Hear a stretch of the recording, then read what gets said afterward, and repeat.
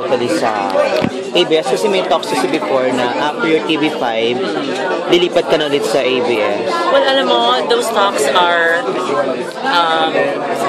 siguro wag muna natin Pangunahan. Oo, pangunahan. Ang maganda lang dyan, may ginagawa akong pelikula with Sarah Geronimo and Coco Martin. Napakaganda ng role ko doon. I'm very thankful that Miss Malu Santos gave me a big role in this movie. And syempre, to be side by side with Coco Martin, na napakahusay at napakabait na artista, sabi ng daddy ko, which is true. Nakasama ko na siya ngayon. And of course, Sarah Geronimo, talagang proud ako. And also, after meron din kaming, yung show namin, ipapalabas din sa local network. Kung anong network yon, malalaman nyo na rin after. Pero mauunang kasi nag-taping kasi how was it having unang-una siguro maganda rin talaga na nagsama kami ni John Lloyd sa Home Sweetie Home kasi nakita ng mga televiewers yung rapport namin, nakita nila na napakaganda naman ng feedback sa Twitter, mga comments, lahat naman nakapanood. So, ay pwede pala, okay naman pala silang mag-partner sa isang project. So, paano yun? Nung in-offer sa'yo, hindi ako nag-hesitate. Nagulat ako. Ay, in-offeran tayo ng ABS-CBN. Okay na pala. Sige, okay. So, all's well that ends well. Happy lahat. And like I said, who wouldn't want to work with someone like John Lloyd? How's you and John Lloyd? Lalo na sa first dating. Ay, okay naman. Nagbibiruan kami. In-offeran niya ako ng chicharon from Lapids. Talagang magkaibigan kami. Masasabi ko na napakaganda ng working relationship namin. I'm very comfortable with him. Impression namin after ng mga lahat na issue na yan, parang hindi kayo speaking Syempre, hindi naman lahat ng nangyayari sa amin behind closed doors na nalaman ng publiko. Pero like I said, even before we worked together in Home Sweetie Home, nagkaayos na kami ni John Lloyd. Noon pa, 2 years ago pa. Syempre, hindi na namin ina-announce yun. So, ang maganda niyan, maganda yung working relationship namin. To the point na napakaganda ng feedback. Na ngayon, kinukuha na nila ako ulit para mag-taping. So sabi ko, sino na ba? Is it Piolo or John Lloyd? John Lloyd daw kasi he's healed na.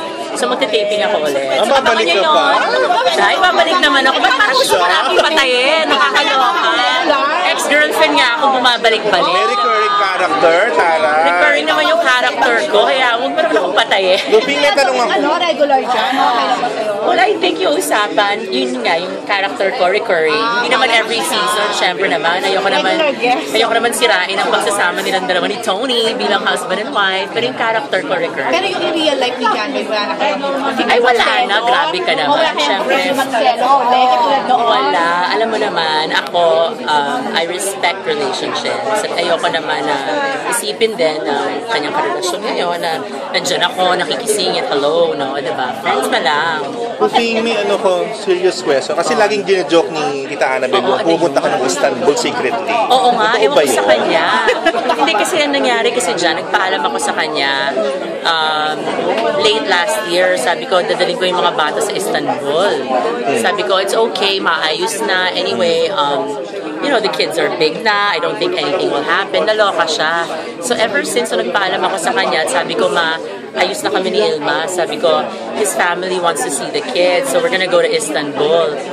Naloka na naman siya. Parang hindi daw siya makatulog ng 10 days. Panic siya. Oo, hindi niya sinasabi sa akin. Pero yun, yung mga dialogue niya, sige dahil, kung gusto mo pakatay, pumunta ka doon. Kaya nga, so ginagawa mo ba? Secretly na lang? Hindi niya alam? Hindi, pag pumunta naman ako doon, sasabihin ko, syempre.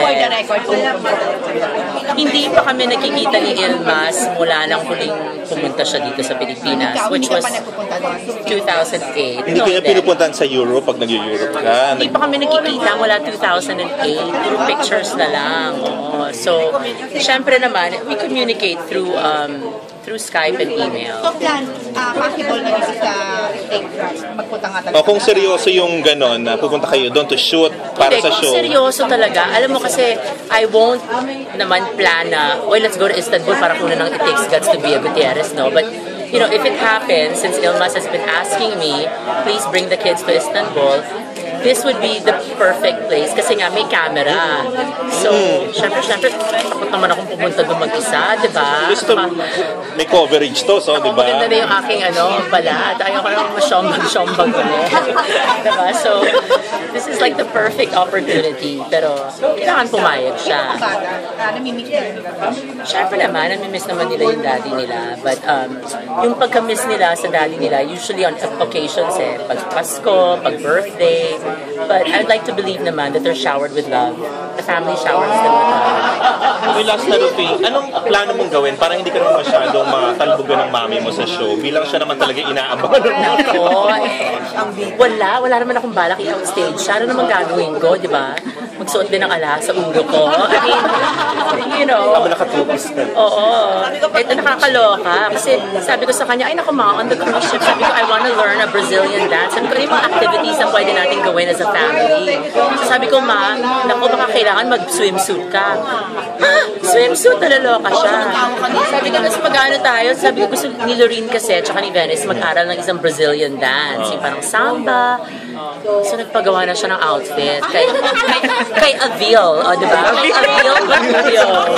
Nakakaloka. Sabi ko, after the cruise ship, Alan, white na yung hair ko. Hindi ko na alam anong gagawin. Kasama ba yung dalawang bagets? Sabi yung dalawang bagets sa ship. At hello, gusto nga niya magsama ng press people. Diba? Siyempre, mapapreempt, isusulat yun na lahat ng mga nangyayari. Oo. May na-shoot na kami sa Manila. Okay naman. So far, so good. Ayun, lagi kong inaano si Mommy. Oo, kasi yung gasol nga, minsan hindi mandar dahil sinira yung driver yung gasol. So my mom was nalaloka dahil sa gasol. Sabi ko, oh my God, napakapakya naman ito. Gasol ang topics. Di ba ang saya, no? Sabi ko, parang yung gasol, di ba ito barbecue? Oo, nasira daw walang gasol or something. Tumatalak siya. Dahil yung gasol daw. Oh my goodness. Sabi ko, ma, hindi siya nakaka-international. Very Pinoy, Very Pinoy yung problem. Very Pinoy. Nako, sabi ko, grabe. Pero for sure, wala mga cleavage, bawal. Nagsabihan na kami. Cleavage, kasi ilalabas sa Malaysia, mga Muslims. Hindi pwede. Oo. I mean, pwede naman. Kasi huwag lang yung, diba, masyado akong healthy, diba? So, hindi naman pwedeng, pwede naman. I'm not saying naman I'll be like a balot na balot. Ilang Asian channels, Rufi? Ilang Asian countries? Even in Pakistan, India, kasama, South Korea, Japan. Wow. Even in the other parts, ang dami. May mga Bangladesh, gano'n. Yung shoot namin sa Star Cruises, na thank you very much for sponsoring, is 3 episodes. So, hindi naman siya magiging travelogue. It's just that gusto kasi ni Mike, nahihilo siya sa scheduling, di ba, pictorial pa lang, parang 10 years bago ma-schedule yung family. So, he just wants everyone to be in one place. Kasi, it's so hard to schedule everyone. Siyempre, may kanya-kanya kaming projects.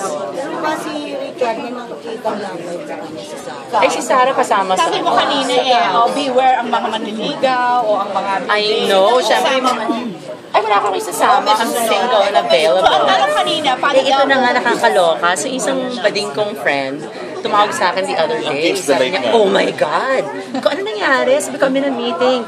Napanood ka ng friend ko sa E. He's smitten by you. He wants to meet you and come here. Sabi ko, hindi pa naman kami lumalabas sa E. Yung pala, yung teaser na birthday ni Mon. Di ba happy birthday ako? Sabi ko, ay nakamaskara ako doon, no? Paano ko nagustuhan?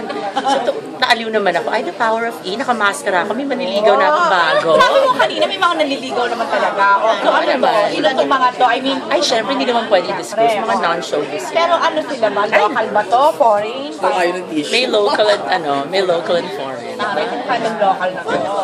Model ba to? Hindi naman si Coco. Hindi naman si Coco. Anong triangle ka nila, Rufi? Ay, hindi ko sasabihin. Secret. Basta ang peg ko lagi sa shooting. Ay, nako, Julia Barreto ang peg. Tawa lang, sabi ko, ay, nako, parang ilang taon na ba si Julia? Baka mamaya Raisa May na yung peg ko. Kailangan talagang baby ang peg. Dahil syempre si Sarah mukhang bagets, diba? So, anong lagay ng mga manliligaw na to?